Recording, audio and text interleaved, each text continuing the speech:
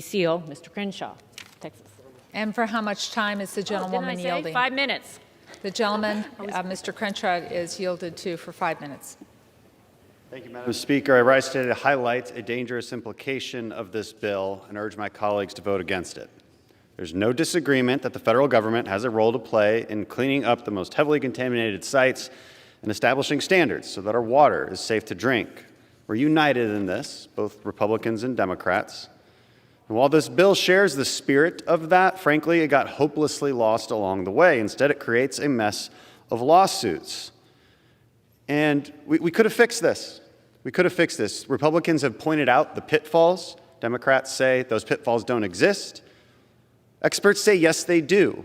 We could fix this. In committee, we discussed how this impacts a full suite of products, from medical devices to computer chips. But there is one element that is particularly concerning to me.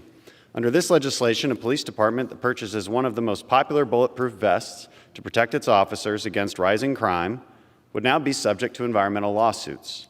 And here's why. A bulletproof vest becomes increasingly ineffective if it's exposed to moisture. As a result, it is protected by a waterproofing PFAS chemical to keep it dry and effective against bullets.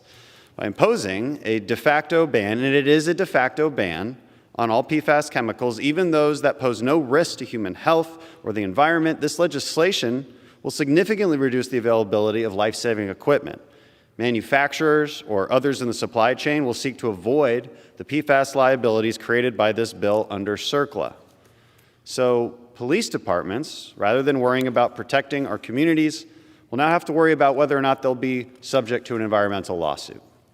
Instead, police departments themselves will be forced to make impossible decisions, continuing to use PFAS-containing life-saving equipment or risk huge legal liability when the equipment is disposed of. This bill will bring entities like police departments and anyone and everyone who is even remotely involved with PFAS material under the wide dragnet of litigation that they don't have the resources to fight. And as Democrats seek to defund police across the country, police departments are already strapped for cash. So under this bill, we're forcing police departments to decide whether to defend themselves against lawsuits or purchase the material they need to keep their officers safe.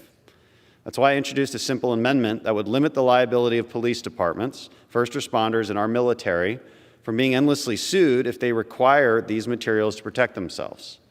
My amendment didn't limit the EPA's ability to actually regulate these chemicals or even determine which ones are safe or unsafe. Nor did it allow police departments to dispose of these products in an unsafe way and be shielded from consequences. It just said, if a police department or first responder follows the letter of the law in dealing with these materials, they shouldn't be threatened with endless lawsuits. But sadly, my colleagues didn't take my amendment in order. So while my colleagues on the other side of the aisle are desperately trying to prove that they support our police officers after a year of demonizing them, the bill shows that really nothing has changed. There's one more chance to make this right. I'll be offering my amendment as the motion to recommit for this legislation. Our police officers need to know that Congress has their back, especially now. And this motion to recommit is a chance to do just that. I urge my colleagues to vote against this bill and vote for my amendment to protect our police and our military and our first responders. Madam Speaker, I ask unanimous consent to include the text of the amendment in the record immediately prior to the vote on the motion to recommit. Without objection. Thank you, and I yield back. The gentlewoman, from